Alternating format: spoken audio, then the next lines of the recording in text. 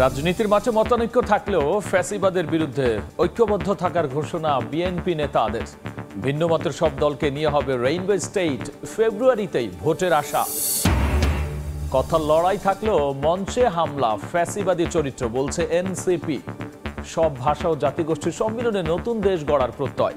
রাঙ্গামাটির পর চট্টগ্রামে জুলাই পদযাত্রা।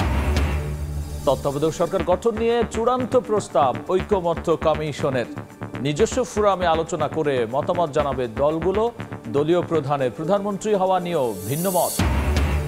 গোপালগঞ্জে 144 ধারা কারফিউ প্রত্যাহার, সহিংসতায় জড়িত ছাড়া নিরপরাধ কাউকে গ্রেফতার না করার নির্দেশ স্বরাষ্ট্র উপদেষ্টার। একটা বালিশের কভার চেঞ্জ করতে হলো তাদেরকে টাকা দিতে হয়। আপনারা কি হসপিটালের কেউ আপনারা এরকম করতেছেন কেন? আমাকে বলে, এই বেটি আমরা এখানে টাকা দিয়ে ঢুকছি, এমনি এমনি ঢুকি নাই, আমি টাকা তুলে যাব এখান থেকে। সিলেট ওসমানী মেডিকেলে দালালের দৌরাত্ম্য, প্রভাবশালীদের ছত্রছায়ায় বেপরোয়া। টার্গেট দূর থেকে আসা রোগীরা, গ্রেফতার হলেও ছাড়া পেয়ে ফের হয়ে ওঠে সক্রিয়।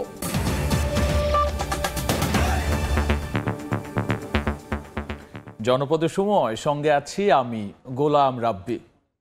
প্রধান উপদেষ্টার প্রতিশ্রুত ফেব্রুয়ারিতেই জাতীয় নির্বাচনের মাধ্যমে দেশ গণতন্ত্রে উত্তরণের ভিত্তি পাবে বলে আশা প্রকাশ করেছেন বিএনপির মহাসচিব মির্জা ফখরুল ইসলাম আলমগীর। তিনি বলেছেন, বিভিন্ন রাজনৈতিক মতের সবাইকে অন্তর্ভুক্ত করেই একটি রেইনবো স্টেট করতে চায় তার দল। এদিকে দলের স্থায়ী কমিটির সদস্য ডাক্তার AZM জাহিদ হোসেন বলেছেন, রাজনীতির মাঠে আলাদা মত থাকলেও ফ্যাসিবাদের বিরুদ্ধে সব দল ঐক্যবদ্ধ। রোববার দুপুরে রাজধানীর জিয়া উদ্যানে জুলাই শহীদদের স্মরণে বিএনপির বৃক্ষরোপণ কর্মসূচিতে যোগ দেন দলের মহাসচিব মির্জা ফখরুল ইসলাম আলমগীর। এ সময় তিনি এক একজন শহীদের নামে এক একটি গাছ লাগান। এর আগে জুলাই গণঅভ্যুত্থান স্মরণে আলোচনা সভায় মির্জা ফখরুল ইসলাম আলমগীর বলেন, প্রধান উপদেষ্টার প্রতিশ্রুত ফেব্রুয়ারির মধ্যে নির্বাচনের মাধ্যমে দেশে গণতন্ত্রের উত্তরণ ঘটবে। ভিন্ন মত থাকবে, বহুমাত্রিক মত থাকবে। কেউ গণতন্ত্রে বিশ্বাস করবে, কেউ সমাজতন্ত্রে বিশ্বাস করবে, কেউ আপনার ওয়েলফেয়ার স্টেটে বিশ্বাস করবে। এই সবগুলোকে মিলিয়ে আমরা একটা রেইনবো স্টেট, একটা রামধনু যেভাবে অনেকগুলো রং নিয়ে ওঠে, সেরকম একটা রাষ্ট্র নির্মাণ করতে অনেক আগেই আমাদের দেশনেত্রী বেগম খালেদা জিয়া সেই স্বপ্ন দেখেছিলেন। প্রতিশ্রুতিবদ্ধ হয়েছেন এই কেয়ারটেকার সরকার যে 26 ফেব্রুয়ারির মাঝামাঝি সময় নির্বাচন হবে।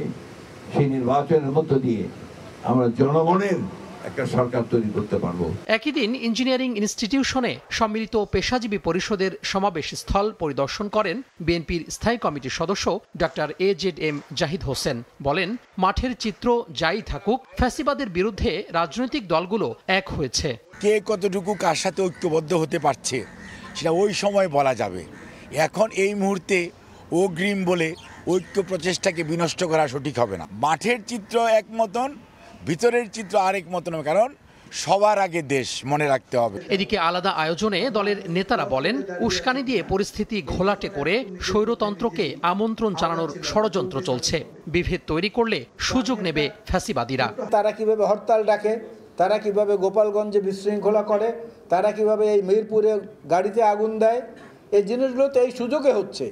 সেই সুযোগটা বন্ধ না করে নিজেদের মধ্যে যদি আমরা এই বিভেদ তৈরি করি, সেই বিভেদ আমাদেরকে নতুন কোনো কিছু সংগ্রহ করার সুযোগ দেবে না। উস্কানি দিয়ে পরিস্থিতি ঘোলাটে করে স্বৈরতন্ত্রকে আমন্ত্রণ জানাবেন, এটা গ্রহণযোগ্য না। নির্বাচন বিলম্বিত করার মানেই দেশকে অনিশ্চয়তার মধ্যে ঠেলে দেয়া বলেও মন্তব্য করেন বিএনপি নেতারা।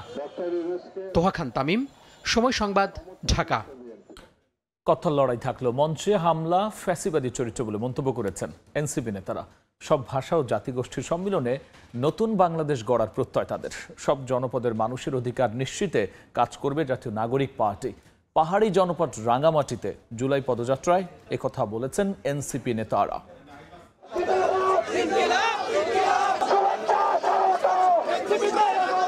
জন আকাঙ্ক্ষা জানতে এনসিপির দেশ করতে জুলাই পদযাত্রা পার্বত্য জেলা রাঙ্গামাটিতে। রোববার দুপুরে রাঙামাটি শহরে পৌঁছালে নাহিদ ইসলাম সহ কেন্দ্রীয় নেতাদের উত্তরীয় পরিয়ে বরণ করে নেন স্থানীয় নেতাকর্মীরা। পরে সদর রোড থেকে শুরু হয় পদযাত্রা, স্লোগানে মুখর হয় রাজপথ। পদযাত্রার পর বনরূপা এলাকায় পথসভায় নেতারা বলেন, কথার লড়াই থাকলেও মঞ্চে হামলা, ফেসিবাদী চরিত্র।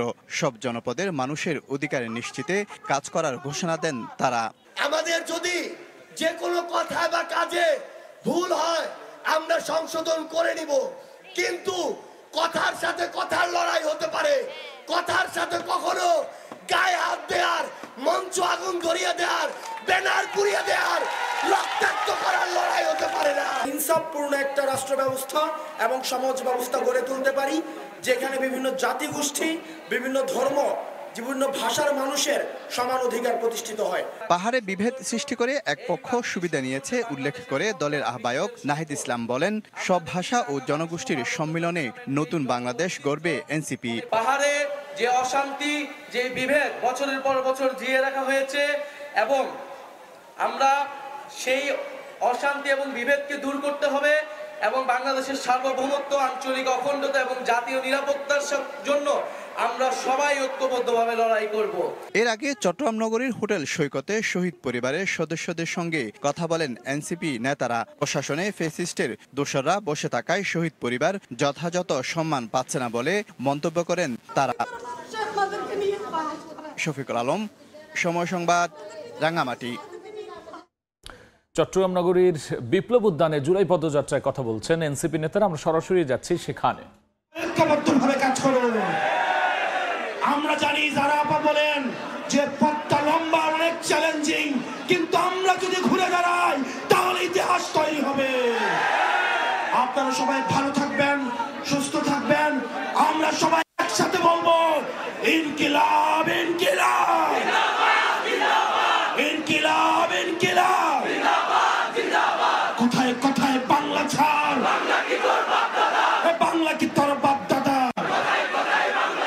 ইনকিলাব, ইনকিলাব।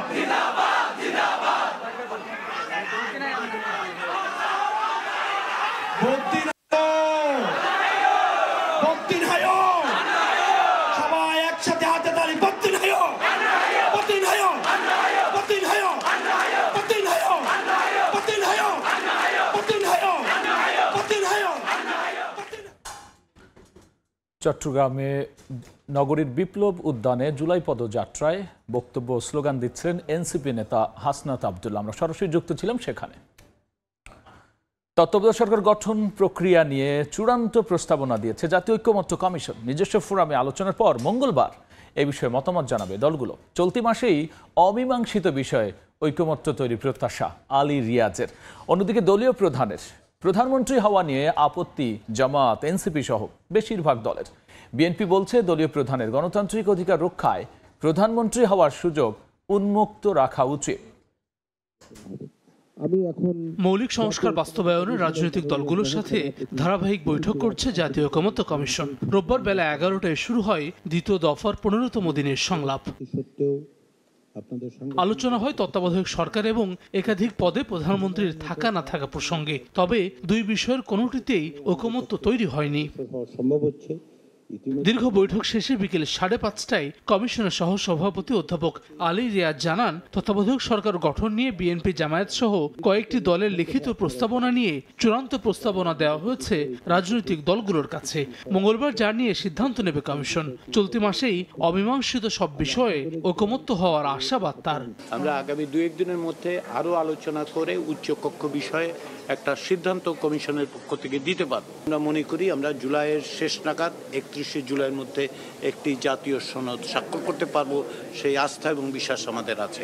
এদিকে দলীয় প্রধানমন্ত্রী হওয়া নিয়ে মুখোমুখি অবস্থান দলগুলোর। গণসংহতি আন্দোলন, এনসিপি সহ বেশ কিছু দল এক ব্যক্তিকে একাধিক পদে থাকার বিষয়ে আপত্তি জানায়। একই রাজনৈতিক দল সরকারে থাকলেও সরকার এবং দলের মধ্যে যে ন্যূনতম ভারসাম্য, সেই ভারসাম্যটা রক্ষা করাটা দরকারি। একই ব্যক্তি যদি এত পদে থাকেন, এটা কনফ্লিক্ট অফ ইন্টারেস্টের একটা সমস্যা, একটা সংকট দেখা দিতে পারে। তাদের আগামীর বাংলাদেশের কথা চিন্তা করে এই প্রস্তাবটায় রাজি হবেন এবং আমাদের যে প্রস্তাবটা ছিল 3 জায়গা থেকে 3 ব্যক্তি প্রধান হবেন এবং একই সাথে বিরোধী দলের ক্ষেত্রে যে প্রধান হবেন সংসদে সেই বিরোধী দলও যেন তার বাহিরের অন্য কাউকে দলের প্রধান করেন। দলীয় প্রধানমন্ত্রী হওয়ার বিষয়ে আপত্তি জানালেও প্রধানমন্ত্রী এবং সংসদ নেতা একজন হওয়ার পক্ষে মত জানায় জামায়াতে ইসলামী। একটি হচ্ছে প্রধানমন্ত্রী আর একটা হচ্ছে লিডার অফ দি হাউস, এই দুটার কাছাকাছি দায়িত্ব। এখানে যদি ডিভিশন হয়ে যায় তাহলে মাঝে মধ্যে অচল অবস্থা তৈরি হয়ে যেতে পারে। টু বি প্র্যাকটিক্যাল, প্রধানমন্ত্রী এবং লিডার অফ দি হাউস দুটাতেই একজন ব্যক্তি থাকতে পারবেন। বিএনপি বলছে ঐকমত্য তৈরি না হলেও প্রায় কাছাকাছি এসেছে রাজনৈতিক দলগুলো। দলীয় প্রধানের গণতান্ত্রিক অধিকার রক্ষায় প্রধানমন্ত্রী হওয়ার সুযোগ উন্মুক্ত রাখা উচিত। পৃথিবীর গণতন্ত্রের সূতিকাগার হিসাবে আমরা যুক্তরাজ্যের উদাহরণটা দিয়ে থাকি, সেখানেও দলীয় প্রধান এবং প্রধানমন্ত্রী একই ব্যক্তি হয়ে থাকেন। কিন্তু অপশনটা থাকা ভালো, তার ডেমোক্রেটিক রাইটটা যাতে ক্ষুণ্ণ না হয়, যে ব্যক্তি দলীয় প্রধান হন তার যাতে রাইটটাও ক্ষুণ্ণ থাকে যে তিনি ইচ্ছা করলে প্রধানমন্ত্রী তো পদ নিতে পারেন। সেই জন্য আমরা বলেছি যে এটা ওপেন থাকা ভালো। সংবিধান, নির্বাচন ব্যবস্থা, বিচার বিভাগ, দুদক ও জনপ্রশাসন সংস্কার কমিশনের 166টি সুপারিশের বিষয়ে রাজনৈতিক দলগুলোর সঙ্গে এখন পর্যন্ত মোট 60টি সংলাপ করেছে ঐকমত্য কমিশন। হাসান ওয়ালি, সময় সংবাদ, ঢাকা। বর্তমান আইনশৃঙ্খলা রক্ষা বাহিনী দিয়ে আগামী জাতীয় সংসদ নির্বাচন সুষ্ঠুভাবে সম্পন্ন করা সম্ভব বলে জানিয়েছেন স্বরাষ্ট্র উপদেষ্টা জাহাঙ্গীর আলম চৌধুরী। নির্বাচনের আগে পুলিশকে প্রশিক্ষণ দেওয়া সহ সার্বিক প্রস্তুতি নেওয়া হবে বলেও এ সময় জানিয়েছেন তিনি।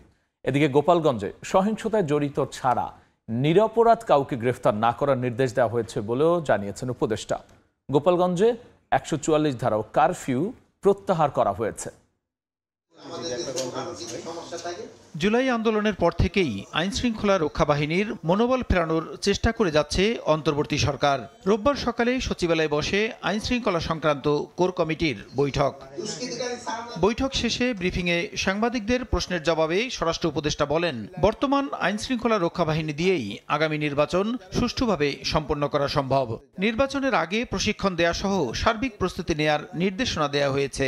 আইন শৃঙ্খলা পরিস্থিতি আগের থেকে অনেক উন্নতি হয়েছে। আইন শৃঙ্খলা বাহিনী যে প্রস্তুতি, আরও তো অনেক সময় রয়ে গেছে, আমাদের প্রস্তুতি রয়ে গেছে, আমাদের ট্রেনিং হচ্ছে, আমরা ট্রেনিং প্রোগ্রাম করে দিচ্ছি, আমরা তো প্রস্তুতি নিয়ে নিচ্ছি, আল্লাহ দিলে করতে কোনো অসুবিধা হবে না। এদিকে গোপালগঞ্জের পরিস্থিতি এখন স্বাভাবিক জানিয়ে উপদেষ্টা বলেন, নিরপরাধ কেউ যেন হয়রানির শিকার না হয় সে বিষয়ে নির্দেশনা রয়েছে।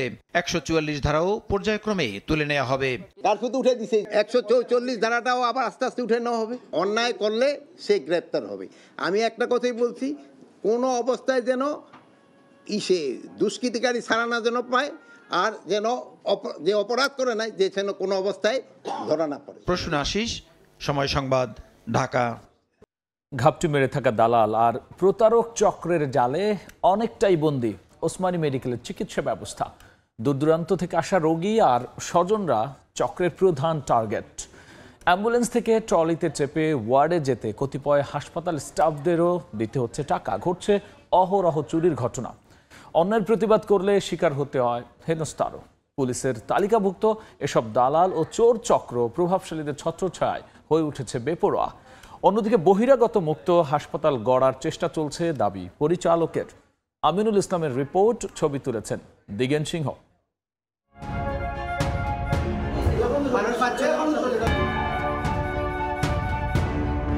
সিলেটের ওসমানী মেডিকেল কলেজ হাসপাতাল নিম্ন আয়ের মানুষের চিকিৎসার অন্যতম ভরসাস্থল। তবে হাসপাতালে ঢুকলেই দালাল ও প্রতারকদের খপ্পরে পড়া রয়েছে বিস্তর অভিযোগ। ক্যামেরায় ধরাও পড়েছে হাসপাতালের ভেতরে তাদের উপস্থিতি। প্রতিনিয়ত ঘোরাঘুরি করা এসব ব্যক্তি কেউ রোগীর স্বজন নয় চিকিৎসা সেবার সঙ্গে যুক্ত। রোগীর ব্যবস্থাপত্র সংগ্রহ করে ঔষধ কিনে দেওয়ার নাম করে সর্বস্ব লুটে নেয় তাদের কাজ। যাদের প্রতারণার শিকার হয়েছেন অনেকেই। সিকিউরিটি গেটম্যানদেরকে টাকা দিতে হয়, একটা বালিশের কভার চেঞ্জ করতে হলো তাদেরকে টাকা দিতে হয়। ডাক্তার লিখে দিছে অক্সিজেনের জিনিসগুলা, ওগুলো আমি আনছিলাম, ওনারা এগুলা লাগায় নাই। এই চক্রের কাছে অসহায় হাসপাতালের কর্মকর্তা কর্মচারীরাও। প্রতিবাদ করলেই হতে হয় হামলা শিকার। এ ঘটনায় মামলা করে উল্টো মিলছে হুমকি। এইমাত্র আমি জামিন নিয়ে পত্রিকা আইছি, ঠিক আছে, আচ্ছা দেখে কত মামলা দিতে পারেন। ওনারা হাসপাতালের কেউ না। আমি যখন ওদেরকে জিজ্ঞাসা করছি, বলছি আপনারা কি হসপিটালের কেউ, আপনারা এরকম করতেছেন কেন? আমাকে বলে, এই বেটি আমরা এখানে টাকা দিয়ে ঢুকছি, এমনি এমনি ঢুকি নাই। আমি টাকা তুলে যাব এখান থেকে। আরেকটি চক্র রোগীকে বাধ্য করছে নির্দিষ্ট ফার্মেসি থেকে ওষুধ কিনতে। ওষুধ লিখে দিয়েছে সেবা ফার্মেসি থেকে ওষুধটা আনার জন্য।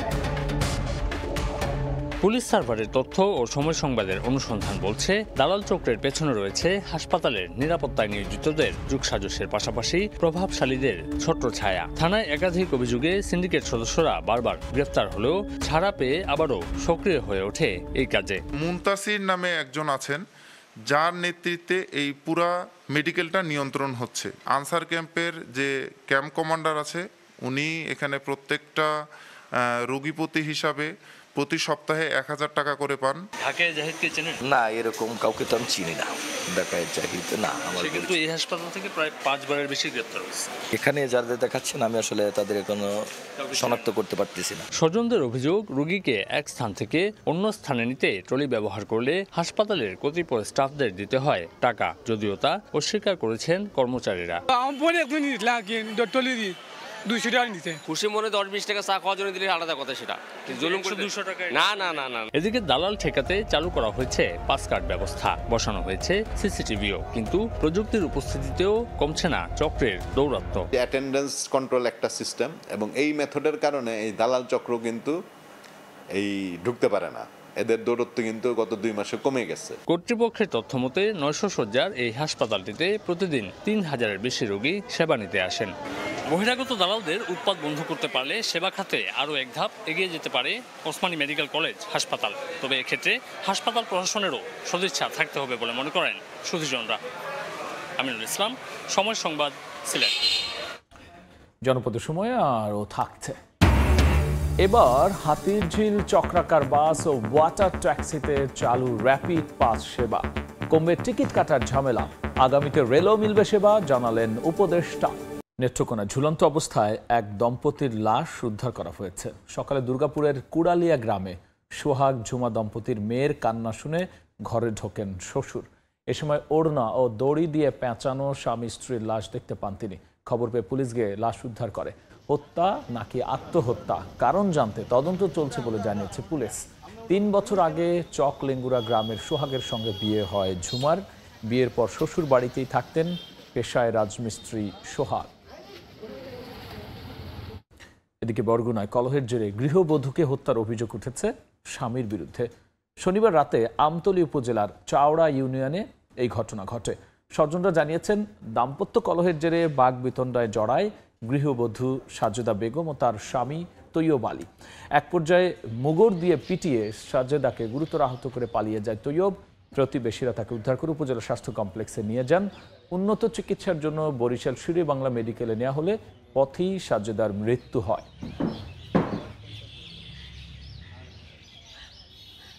তার স্বামী পিটাইছে মুগুর দিয়ে, এরকম মোটা মুগুর আছে কাঠের দিয়ে সকাল পাওয়া গেছে। সাইকেলটা সেন্টার সামনে একটা আছে আপনার ওই সিঁড়ির উপরে রক্তের মনে করেন মির মতো, পশু জবাই করলে যেরকম রক্ত গড়াগড়ি করে ওইভাবে রক্ত দেখে আমি আতঙ্কিত হয়ে গেলাম। আমার বোনের হাসপাতালে দিয়া আর ওই ভাগ্নি দিয়া ওদের কাছে থুইয়া হিসেবে ফেলাই গেছে। এখনো ডিটেলস আমরা জানি না, অভিযোগ পেলে আমরা বুঝতে পারবো যে আসলে কি কি ঘটনা ঘটেছে, আমরা আইনগত ব্যবস্থা নেব আর কি।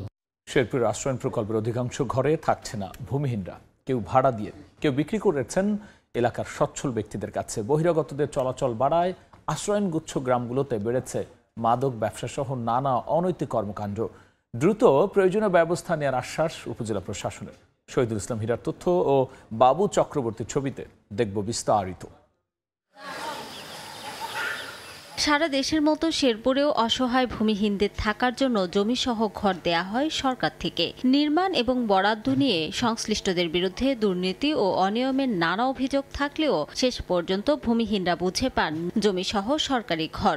বরাদ্দ পেয়ে ওই স্বপ্নের ঘরে বসবাসও শুরু করেন তারা। স্থানীয়ভাবে কর্মসংস্থানের অভাবে বড় শহরগুলোতে পাড়ি জমান ঘরে থাকা অসহায় মানুষগুলো। শুধু শ্রীবর্দী নয়, জেলার অন্য এলাকার সরকারের দেয়া আশ্রয়ণ প্রকল্পের একই দশা। কর্মসংস্থানের খোঁজে শহরে পাড়ি জমানো সহ নানা অজুহাতে সরকারের দেয়া বাড়ি ছেড়ে অন্যত্র চলে গেছেন অনেকে। কেউ দিয়েছেন ভাড়া, আবার কেউ বা মোটা অঙ্কের টাকার বিনিময়ে করেছেন মালিকানা হস্তান্তর। অধিক সচ্ছল ব্যক্তিরা এখানে এসে নানা প্রকার অপকর্মেও যুক্ত হচ্ছেন। আসলে গরম মধ্যে কেউ থাকে না, আর জাগেরা আছে ওরাই মোটামুটি গড়পা। কিছু কিছু মানুষ আলাদাভাবে মনে করেন বিক্রি করে দিছে, এগুলা কেউ ভাড়াও দিছে, কেউ নারকি থুইতাছে, গরু থুইতাছে। কিছুদিনের জন্য আমার থাকবার দিচ্ছে এই জায়গায়, আমি রয়েছি। আর আইলা পরে আমি আবার জামুগা দুবার ব্যবসা করে অনেক লোকজন আছে এটার জন্য আমরা স্যার টেন অফিসে জানাইছি। সব বিষয়ে খোঁজ খবর নিয়ে প্রয়োজনীয় ব্যবস্থা নেওয়ার আশ্বাস উপজেলার নির্বাহী কর্মকর্তার। একজনের নামে বরাদ্দকৃত ঘরে অন্যজন আছে, এই ধরনের কোনো তথ্য যদি আসে সেক্ষেত্রে অবশ্যই এই সিলিন্ডারের মাধ্যমে আমরা যথাযথ প্রক্রিয়ায় নোটিশ করে এটার একটা ব্যবস্থা গ্রহণ করা যেতে পারে। জেলায় 3 দফায় মোট 1646টি পরিবারের মাঝে বরাদ্দ দেওয়া হয় আশ্রয়ণ প্রকল্পে 2 শতক জমি সহ পাকা বাড়ির মালিকানা। সময় সংবাদ, শেরপুর। সুনামগঞ্জে একটি যাত্রীবাহী ট্রলার থেকে কোটি টাকার ভারতীয় পণ্য আটক করেছে বিজিবি। মধ্যরাতে গোপন সংবাদের ভিত্তিতে জামালগঞ্জ উপজেলার রক্তি নদীতে অভিযান চালায় বিজিবি। এ সময় নোঙর করে রাখা যাত্রীবাহী ট্রলার থেকে তুষের বস্তার ভেতরে লুকিয়ে রাখা ভারতীয় সিরামিক, কাপ, পিরিচ, জিলেট ব্লেড এবং বাসমতি চালের চালান আটক করা হয়। আটককৃত পণ্যের বাজার মূল্য প্রায় 1,05,00,000 টাকা বলে জানায় বিজিবি। গাইবান্ধার সুন্দরগঞ্জের তিস্তা সেতুর নাম পরিবর্তন করে শরীয়তুল্লাহ মাস্টার তিস্তা সেতুর নামকরণের দাবিতে মানববন্ধন বিক্ষোভ মিছিল কর্মসূচি পালিত হয়েছে। দুপুরে সুন্দরগঞ্জের শরীয়তুল্লাহ মাস্টার তিস্তা সেতু বাস্তবায়ন কমিটির আয়োজনে জেলা শহরের ডিবি রোডের গাগানাস মার্কেটের সামনে এই মানববন্ধন হয়। বক্তারা বলেছেন, তিস্তা সেতু বাস্তবায়নের জন্য প্রথম আন্দোলনের ডাক দিয়েছিলেন তিস্তা পাড়ের শরীয়তুল্লাহ মাস্টার। তার আহ্বানে কুড়িগ্রাম ও গাইবান্ধায় তিস্তা সেতু বাস্তবায়ন আন্দোলন গড়ে ওঠে। দুই পাড়ের মানুষের দাবির প্রেক্ষিতে তিস্তা সেতু নির্মাণ হয়েছে। আগামী 4 আগস্ট এ সেতু উদ্বোধন হবে।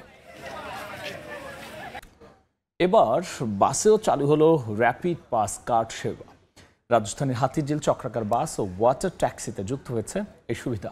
সড়ক ও রেলপথ উপদেষ্টা ফয়জুল করিম খান মনে করেন, এই সেবা নগর জীবনে গতি আনবে। নতুন উদ্যোগকে স্বাগত জানিয়েছে নগরবাসী। এক কার্ডেই সকল ভ্রমণ, হোক নির্বিঘ্ন জীবনযাপন, এই স্লোগানকে বাস্তব রূপ দিতে এবার মেট্রো রেলে ব্যবহৃত র্যাপিড পাস কার্ড ব্যবহার হবে হাতিরঝিল চক্রাকার বাসে। এ সেবার উদ্বোধন করে ঢাকা পরিবহন সমন্বয় কর্তৃপক্ষ।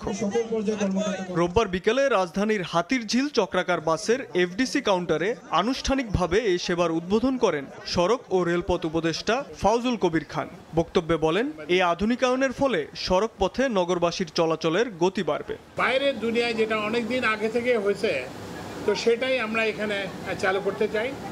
আমাদের একটাই উদ্দেশ্যটা হচ্ছে সড়কে গতি বৃদ্ধি করা, যাতে আপনার যাতায়াতের সময় কম লাগে। বক্তব্য শেষে হাতিরঝিল চক্রাকার বাসে র্যাপিড পাসের মাধ্যমে টিকিট কেটে বাসে চড়েন সড়ক পরিবহন উপদেষ্টা। পরে ওয়াটার ট্যাক্সিতে হাতিরঝিল ভ্রমণ করেন তিনি। ওয়াটার ট্যাক্সিতেও যুক্ত করা হয়েছে র্যাপিড পাস সুবিধা। নতুন এই উদ্যোগকে স্বাগত জানিয়েছে নগরবাসী।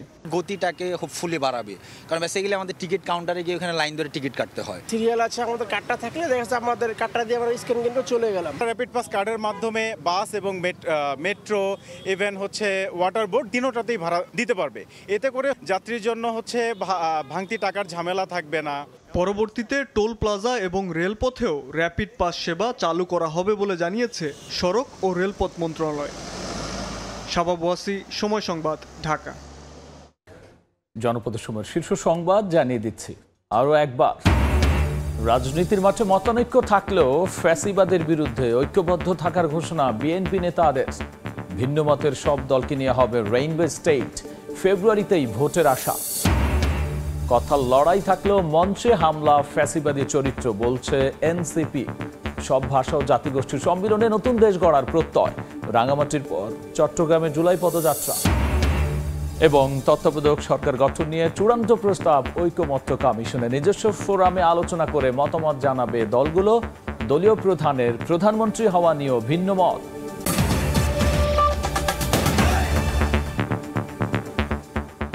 এই ছিল জনপদের সময়। সঙ্গী থাকুন সময়।